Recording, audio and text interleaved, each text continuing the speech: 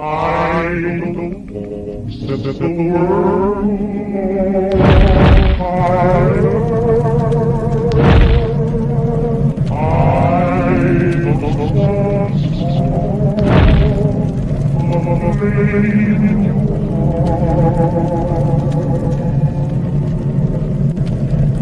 in my heart.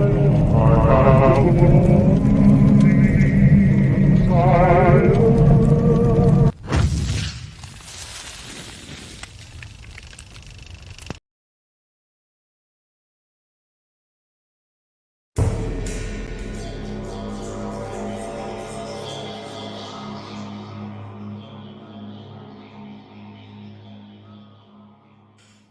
All right, so weekly production meeting. Let's quickly review some old business. Item number 1, starting this week, we will reduce Fancy's paycheck by $5 a week so we can buy the good Intamin's donuts instead of the store brand. Objection. Yeah, your objection is noted. Oh, Steve's got to run to the bathroom. Okay, item number 2, no eating other people's sandwiches from the refrigerator. If it has somebody else's name on it, do not eat it. I'm looking at you, Fancy. And finally, new business. We heard back from our special effects team. Yes, they sent us a new animatronic. Now, I was initially kind of disappointed because he doesn't seem to do anything, but they tell me that once again, it's just a matter of pressing the activator pad, which in this case is not in his paw, but is located in one of the plates on his back. So I'm going to reluctantly give this a try. So here we go.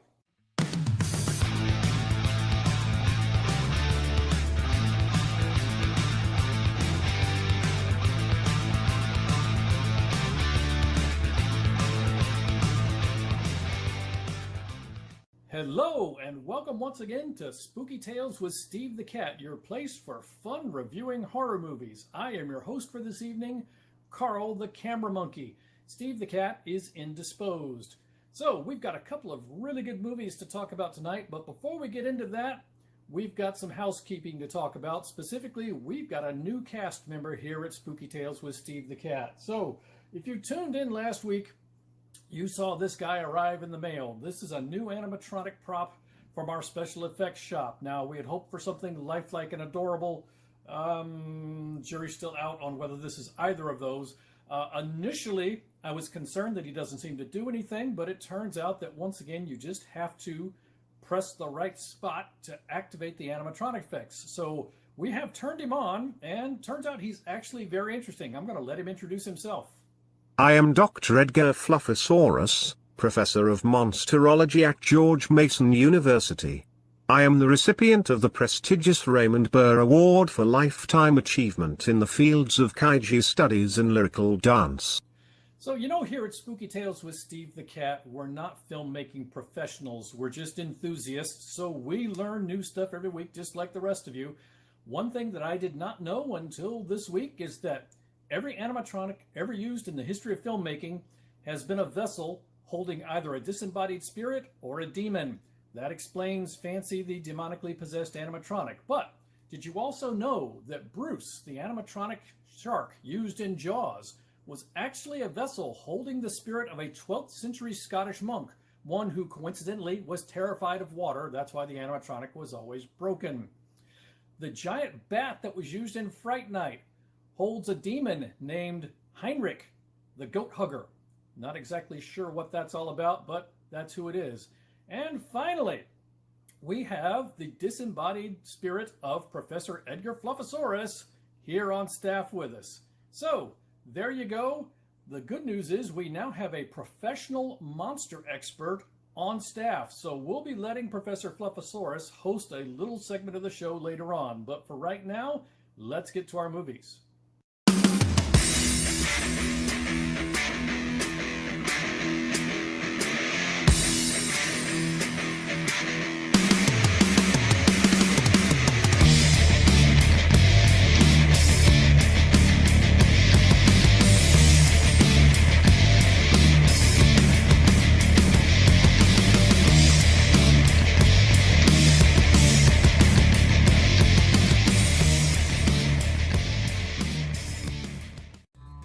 All right, it's time once again for Steve's vocabulary lesson.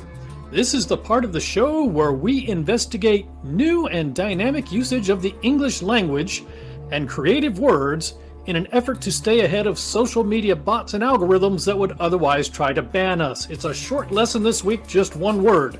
The word for this week is ensnapinate. This is a verb meaning to quickly rotate a character's head by 180 degrees while leaving the rest of the body in its original orientation. Now, colloquial forms of this word include hoot owling and Linda blaring. Now, I think this one's pretty easy to understand, but just in case I have diagrams. So here's the before diagram, here's the after diagram. So after the ensnapinating you have on the right, before the ensnapinating you have on the left. The most famous example of ensnapination for me comes from one of the early episodes of Buffy the Vampire Slayer. I believe it was in the second season. It was when Angel went bad and became Angelus, and he gave a good hoot owling to Giles' girlfriend, Jenny Calendar, and it was very tragic.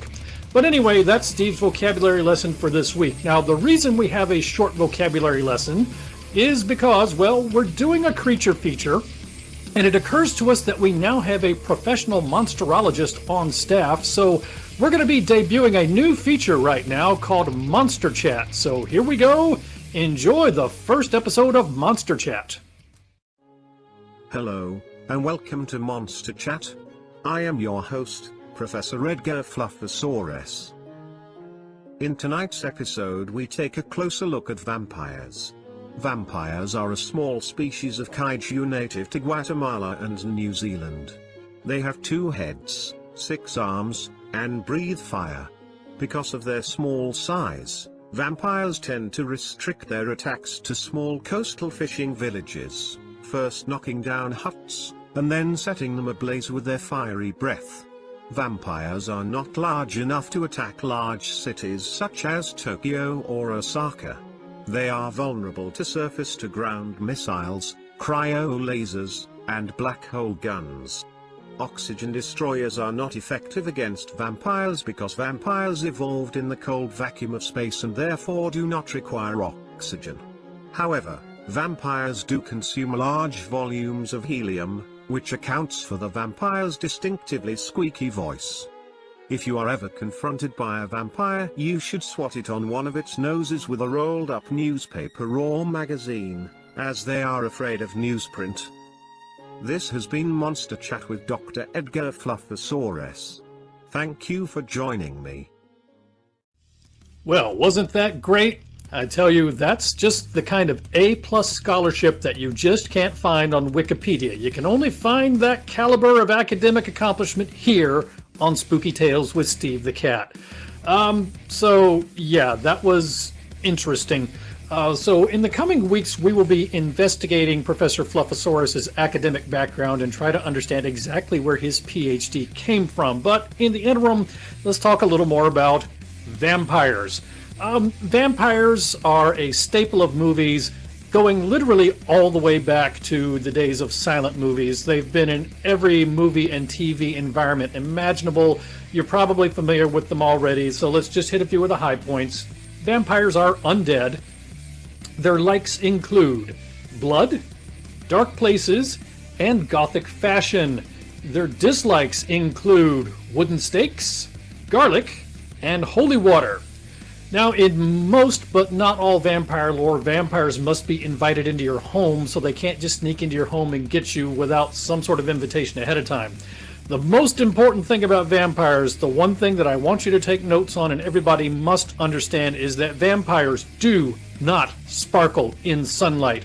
If there is anyone listening to this broadcast who thinks vampires sparkle in sunlight, please stop this feed now. That's just not an audience I need. Please just turn it off. Vampires do not sparkle in sunlight. So that's a little bit about vampires. So let's talk about the first film in tonight's double feature. This is a film called Eat Locals. There you see the poster right there. This is a action horror comedy.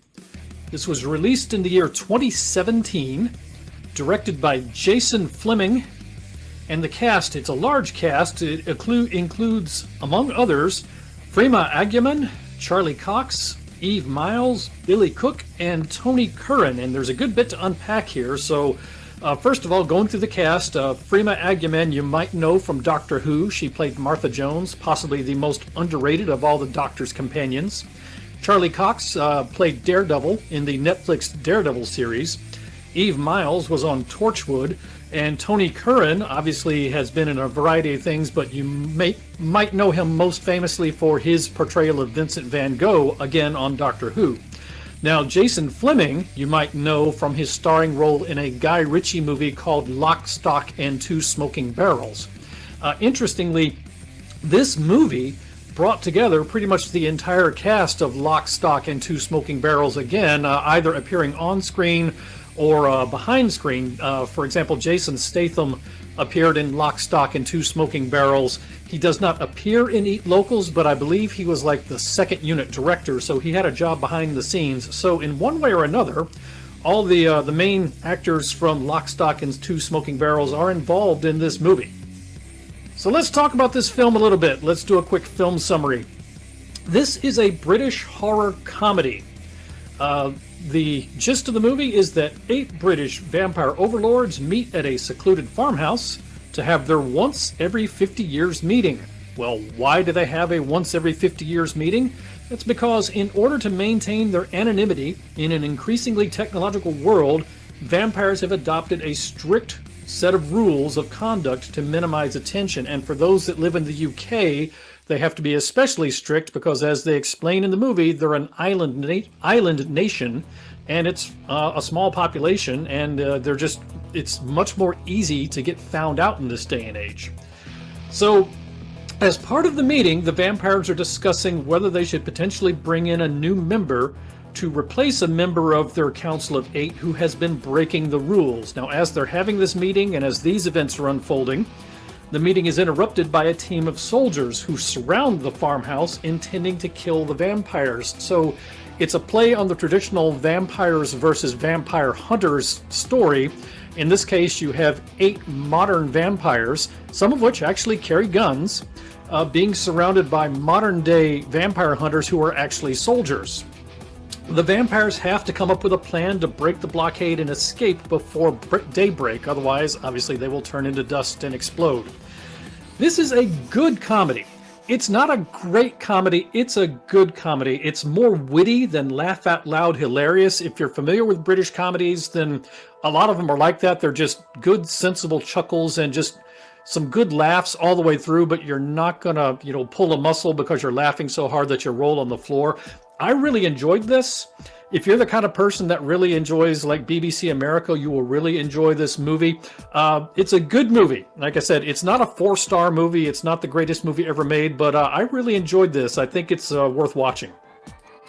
So let's talk about the villain profile. In this movie, the vampires are more or less set up as the good guys. So our villain profile for this movie is the vampire hunting soldiers. And you see one right there. They belong to a class known as Guys with Guns. Their special powers? None, other than the fact that they have a lot of guns. And rocket launchers, for example. Their signature weapon? Well, various automatic and semi-automatic firearms, and yes, I do understand the difference between the two. Their signature technique includes, well, shooting people. So that's your villain profile for Eat Locals. Alright, let's go to the scorecard for our first feature for this week, Eat Locals. Kills 26, and I've said estimated. There's a lot of action that goes on off camera in this movie. You have a lot of scenes where people run off and you hear screams. There's a lot of squads of soldiers involved, and you don't necessarily get clean counts of everything, but I came up with a count of 26, so I'm going to call that the estimated kill count for this movie. If you total up the people who die off screen, it's probably a lot more than 26. Bare breasts. None. It's not really that kind of movie. If it's really that important to you, if you watch season 1 of Sense8 on Netflix, you do get to see Freema Agyeman topless. Car chases. None. Machine gun grannies. One, and understand when I say machine gun grannies, I do not mean submachine gun. I do understand the difference between a submachine gun and a machine gun, and I'm telling you, she's carrying an honest-to-God, belt-fed machine gun with a bipod. So there is one machine gun granny in this movie. Airborne exploding poultry. 1. Adamantium buckets. 1. If you watch the movie, the bit with the bucket is pretty funny. Deadly granny walkers. Yes, machine gun granny also has a deadly walker. And finally, pharmaceutical fine print that you really, really need to read closely. 1. So Steve's final score for Eat Locals, we're going to give this 2.5 paws out of 4. I flirted with giving it 3. The first time I watched this movie, I was really, really into it, and when I watched it the second time around, I was like, okay, maybe I was a little over-enthusiastic the first time, but it's still a good movie. So I give it 2.5 paws out of 4. I would say it's an above-average horror comedy. It's an excellent cast, and there's really good comedic chemistry, but it's more witty than laugh-out-loud funny. If that's your sort of thing, you will really enjoy this movie. If you're the kind of person that needs more belly laughs and roll-on-the-floor kind of humor, you might want to skip this one. But overall, I would say it's a good movie that it's worth watching. So that's Steve's final score for Eat Locals.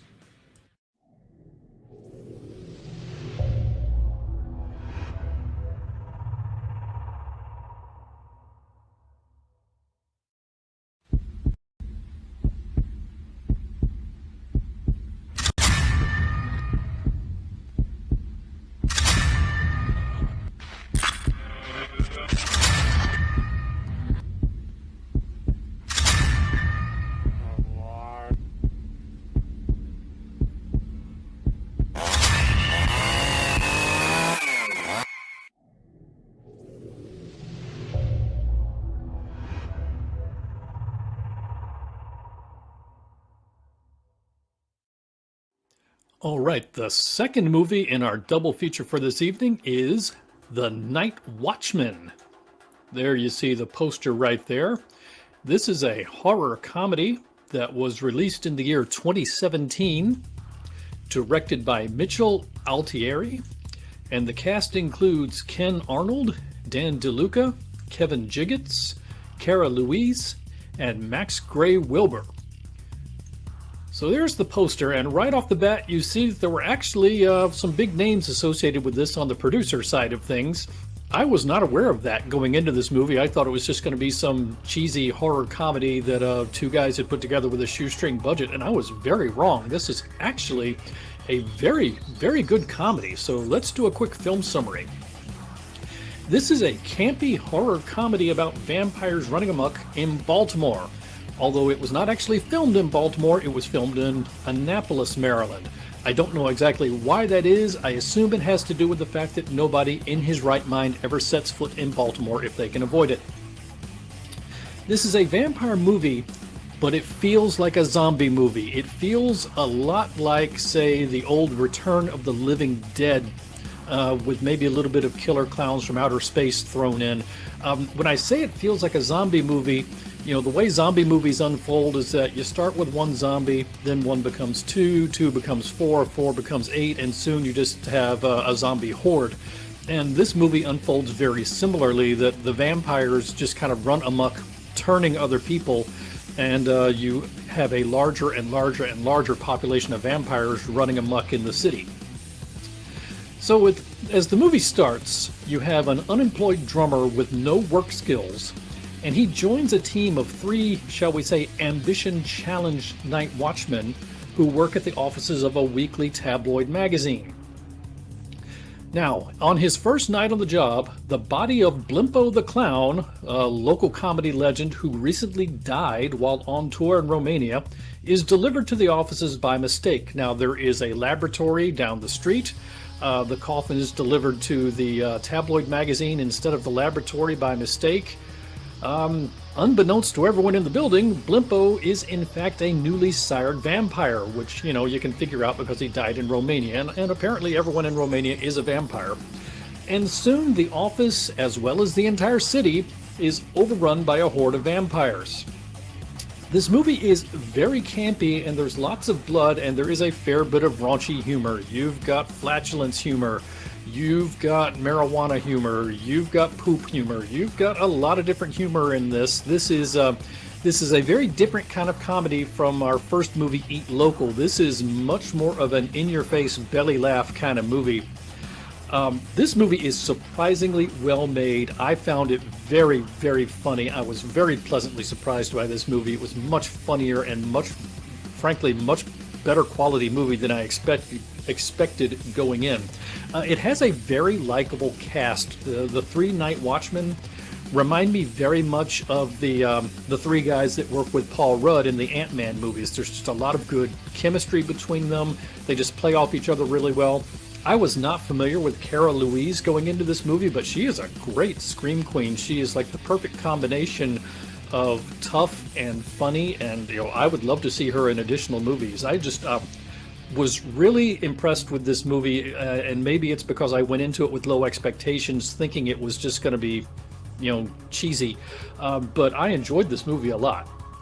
So let's talk about our villain profile. For this movie, the villain is Vampire Clowns, and there you see Blimpo the Vampire Clown right there. He belongs to the class known as Undead Circus Dwellers. Their special powers include extreme viciousness. They are practically unkillable, being vampires. They do not show up on video, which makes for some comedy in this movie when you see the contrast between what the Night Watchmen are seeing on video screens versus what is actually going on in real life. Naturally, their bite converts victims into a vampire, and new thing that you might learn about vampires in this movie, they have intense defensive flatulence. Their signature weapon is nasty big vampire clown teeth. And their signature technique is neck nibbling with their nasty big vampire clown teeth. So that's the villain profile for the Night Watchmen. All right, let's go to the scorecard for our second feature for this evening, the Night Watchmen. Kills. I'm going to count it as 26 plus many more. So why does it say 26 plus many more? Well, I was taking a nice tally. I got up to 26, and then without spoiling anything for you, an event unfolds which escalates the kill count dramatically and basically made it impossible for me to count anymore. So we're going to say 26 plus many more.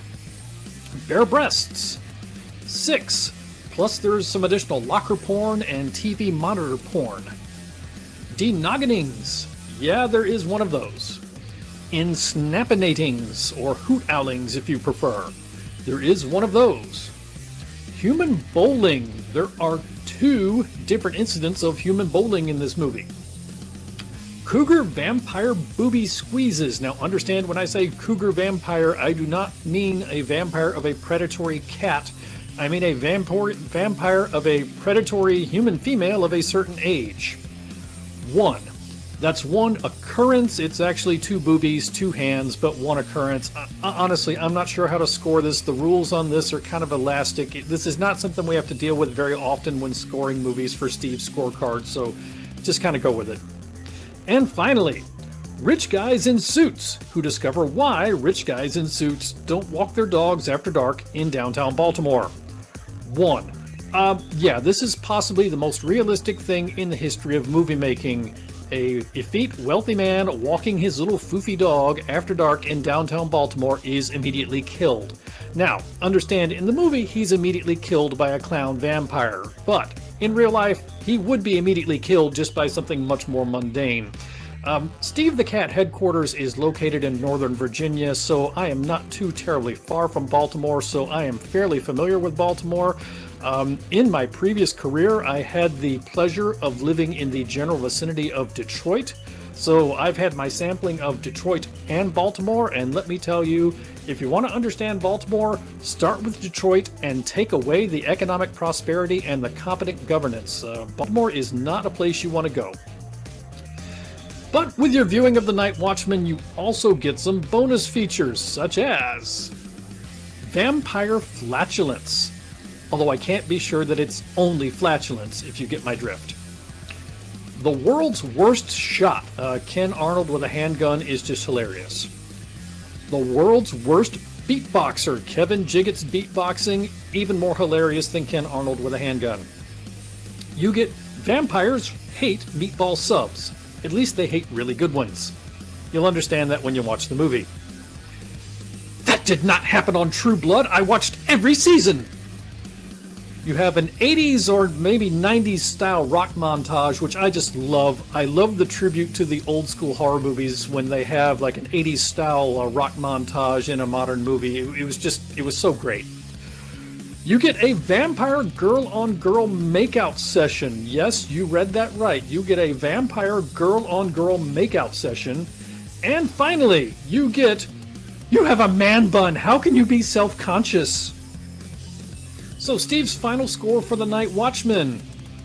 We're gonna give this 3 paws out of 4. It is a surprisingly enjoyable horror comedy with a lot of humor and a really likable cast. And this feels like a throwback to the old Return of the Living Dead, which for me is a huge plus. I have very fond memories of going to see Return of the Living Dead in its original theatrical release back when I was much younger, and it was just so funny.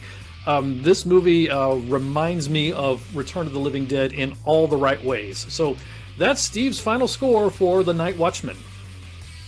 So we're almost to the end of yet another episode, but before we go, let's talk about some other stuff Steve watched this week. Number 1, Hostel Part 3. I wasn't even aware until recently that they had made a Hostel Part 3, so I had to watch it. This is a follow-up to Eli Roth's torture porn classic about a club of wealthy elitists who pay to torture and murder tourists. Now, in this chapter, we're dealing with a different branch of the Hunters Club. We're dealing with a branch that's located in Las Vegas. So instead of being over in Eastern Europe, we are now in the United States in Las Vegas with a different branch of the Hunters Club. That said, no. Run far away. Do not look back. This movie was not actually directed by Eli Roth. It is awful. And the thing is, it's boring.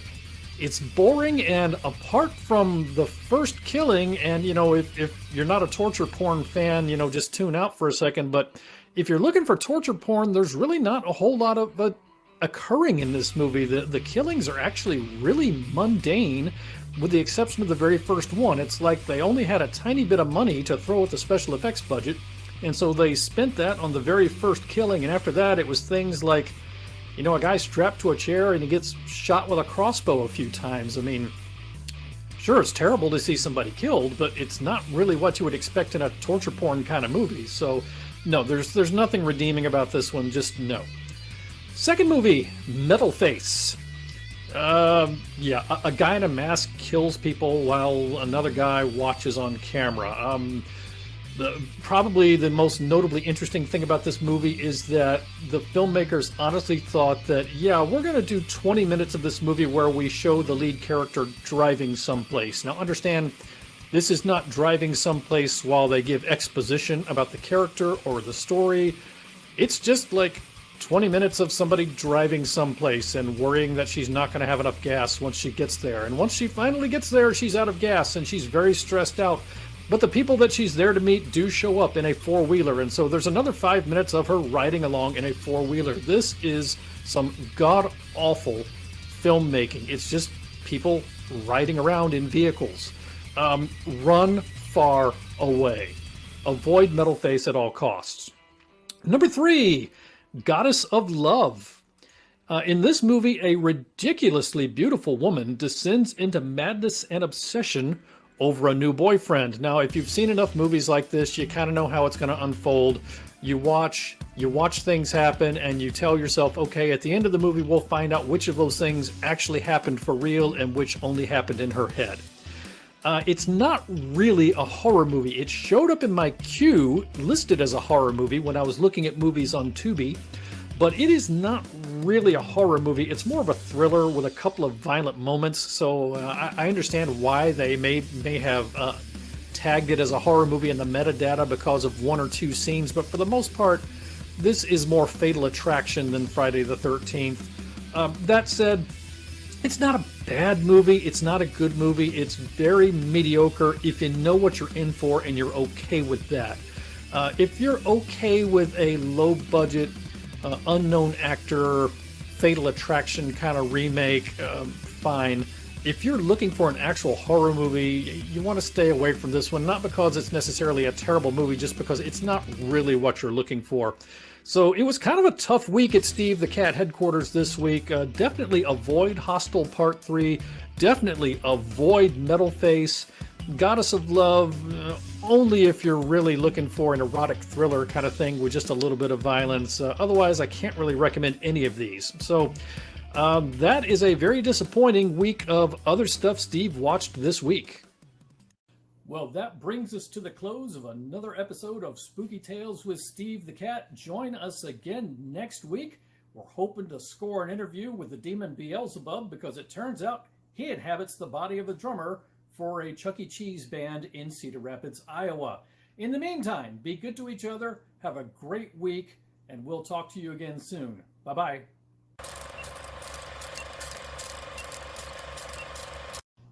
Steve, you have been more camera shy than usual this week. Anything you'd like to add? No? I guess that's everything. Thanks for watching.